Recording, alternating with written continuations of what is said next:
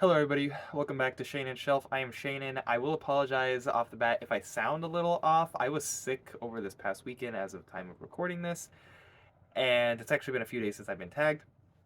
But today I'm going to be doing the BookTube Community Joy and Gratitude tag. This tag was originally created by Book Chat with Pat, who I do watch her channel as well. I don't leave a comment on every video, but I do comment here or there. But she has an excellent channel. Highly recommend checking out her channel if you haven't watched her before. If you're familiar with my channel, I feel like there's a very good chance you're already familiar with her channel.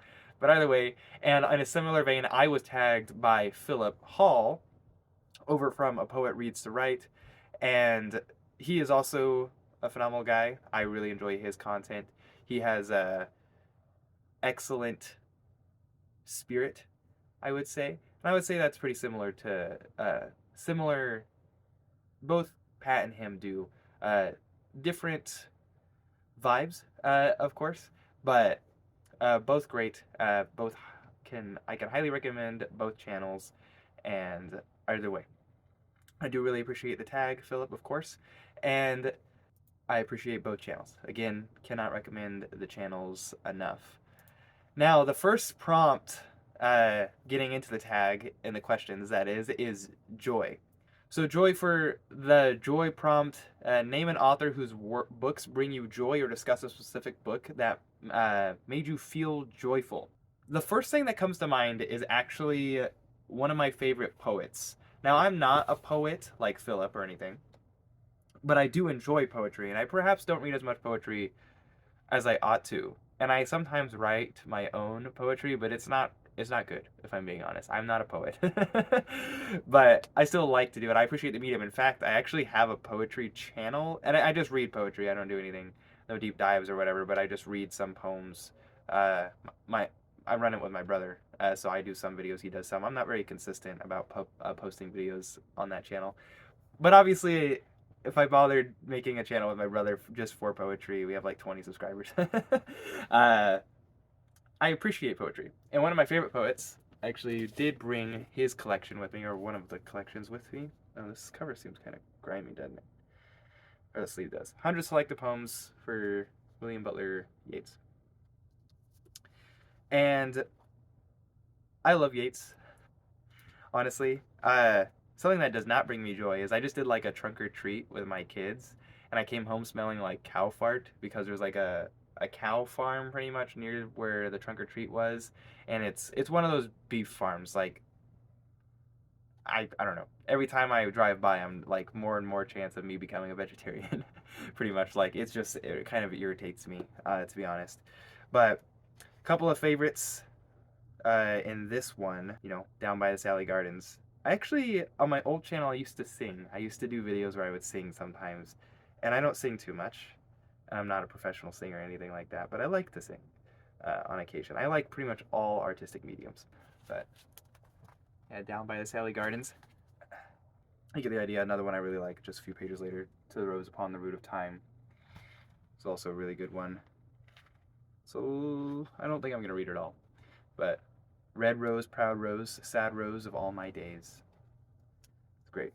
And this was like a weird. I got this collection for cheap, and here's what it looks like without it. It's like, so you get this really vibrant red or whatever this is, and then you get like the turquoise underneath. But my kids have gotten a hold of this several times, so I'm kind of grateful I've kept the dust jacket on it.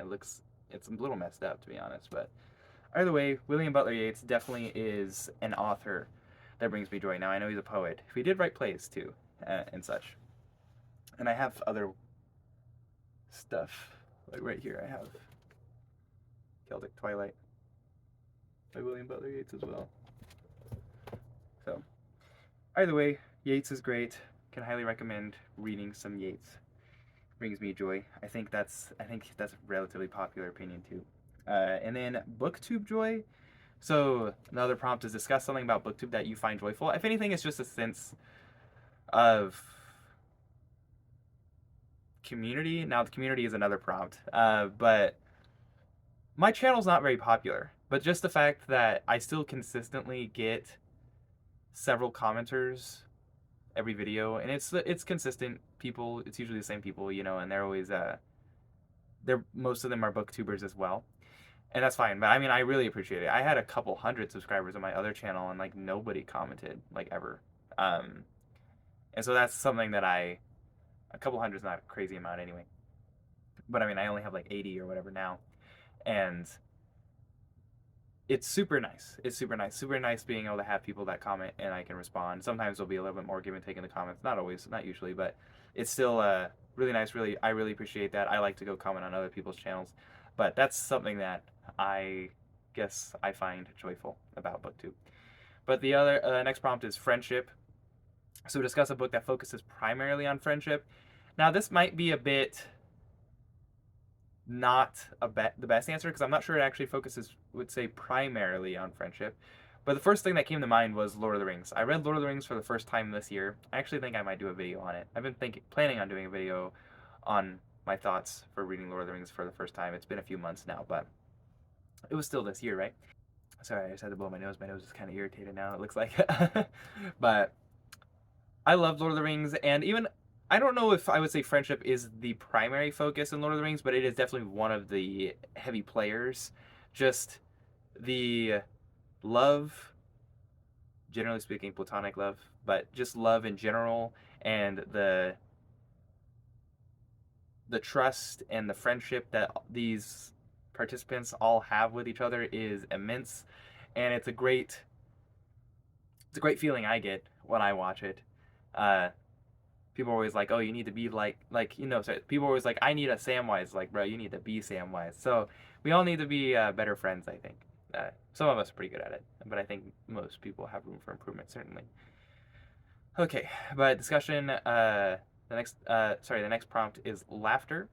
Question is discuss an author or specific book that makes you laugh. Now, actually, and it was been perhaps reminded of it because Mark recently did a video where he mentioned George Farquhar, who did the Bow Stratagem, and I actually remember laughing and like calling my wife over to tell her like read a bit and be like, this is hilarious or whatever. And actually, comedy of manners, like Restoration era, lots of those are pretty dang funny. If I'm being honest, to this day they're very funny, some of them. But George Farquhar's Bow Stratagem came to mind immediately, perhaps because I didn't read it. I think I read it this year as well, to be honest, recently. And then Mark talked about it just within the last couple weeks.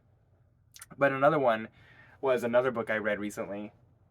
That took me way too long to find this. But White Noise by Don DeLeo.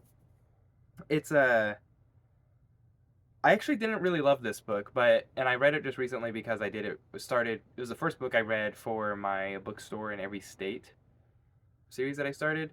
But it was pretty funny. It was pretty laugh out loud funny at a couple times. So he definitely is good at writing comedy. Even if not my favorite book, it was still a funny book that made me laugh. And laughter is good. And in many ways, that is definitely what saved it for me. If it wasn't funny, then I probably wouldn't have liked the book at all. So definitely that. The next section is community. So first prompt for that is discuss a book where the idea of community is important. So a book that came to mind initially for this, which I don't know. I almost was like a little annoyed that it came to mind because I was like, I don't love this book. But at the same time, I do really enjoy it. It comes to mind. Maybe it's because it's one of the only books like this that I've ever read, but it's Longing for Home. I don't know. Is this like a romance or something? I'm not sure actually what you would call this. Oh, a proper romance is what it says at the top. So I read a romance. It's got a sequel too. And both of them aren't bad. I read it because my wife wanted me to. And I did, and I liked it. And the sense of community is a huge thing in this story.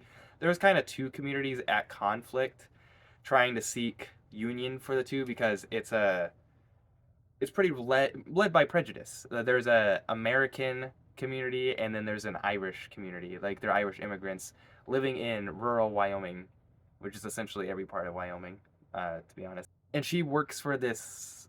He's like kind of a big landlord around the area, and he's an American, but he's like the only American that isn't prejudiced against the Irish. So he kind of like, I think his property is like literally halfway between the two groups for the most part anyway, and he's kind of the middleman for lots of the interactions, but it kind of boils over in some stuff. I don't know. It's it's awesome. I actually really enjoyed it, and she's got some things from her past with the famine, pretty much that are haunt her a bit. But the sense of community, even if it's two separate communities that ultimately do come together, spoilers, it's the sense of community is very palpable in this book. So it was the first thing that came to mind. But and then discuss a communal reading experience that you have had. Sorry, I keep having to cut out me coughing. But I haven't had a lot of communal reading experiences. I'm not like in a reading group or whatever. But I actually just for October read The Night. There were 3 other guys, and I guess having a few other people to discuss in real time what we were reading. I actually read it within like first week of the month, and a couple of I actually not sure one of them's done as of recording this, and the other one just only finished, and my brother finished like right after I did. So we read it pretty fast, but still able to discuss, and we're reading the sequel. They're both right here, The Wizard Knight, in November. So pretty excited for that as well. And then I am going to be doing more of that, hopefully with other booktubers. Like I know I've talked to Ted and Sam about some of this, briefly about reading some books together maybe. And I am doing the read along for Mark Twain in 2025. Super excited for that actually. Even if nobody else necessarily joins me, if someone else wants to talk, or even if it's just one person that joins me, right? It'd be kind of fun. But there could be more. I don't know. And maybe my channel will grow throughout 2025, so maybe there'll be more people to be aware of it by the end of the year as well. Hopefully that was okay for communal reading experience. And then gratitude. Prompt for this is name a book in which a character demonstrates real gratitude, or name a book that left you feeling a sense of gratitude. Now, to be honest, this is the one I struggled with the most, thinking about this prompt beforehand. I'm sure I read a book where a character demonstrates real gratitude and it's like a profound part of the story. But for some reason, nothing comes to mind. Now, I think part of it is I don't have all my books in front of me to remind me of the stories these stories I've read, because the vast majority of my books are not here. I didn't want to go perhaps the second half of that prompt, or name a book that left you feeling a sense of gratitude, because I feel like that would qualify almost every book if we're just talking about a general grateful sense.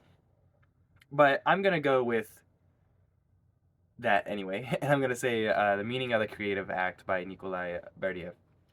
And I could almost say just maybe Berdiev in general, because I've read 2 of his books now. I just recently finished Spirit and Reality, but this was phenomenal. I loved this. So it's about creativity and spirit, and there go my books. Creativity and the role that it should play in our life, and how people tend to objectify creativity and objectify spirit, much to our detriment in many ways. But either way, it's a super interesting, very heavily focused on freedom. Freedom's a huge tenet for spirit. You can't really have spirit and creativity without freedom. So there's that. But Meaning a Creative Act, highly recommended. I did a video on this, but I really only talked about one chapter. I'm planning on maybe doing more videos on other chapters in the future. We'll see. But either way, the last is to tag others. I don't know. I watch so many cool channels, if I'm being honest, and some of these guys don't do the tags when I normally tag them, or some of these might not be up your alley. But I'll tag a lot of them people I normally tag anyway, and maybe I'll try to think of some others as I'm going through the description of this video. But I mean, I'll tag Sam, Liam, T, and Ted, and Matt, Mr. Overbooked.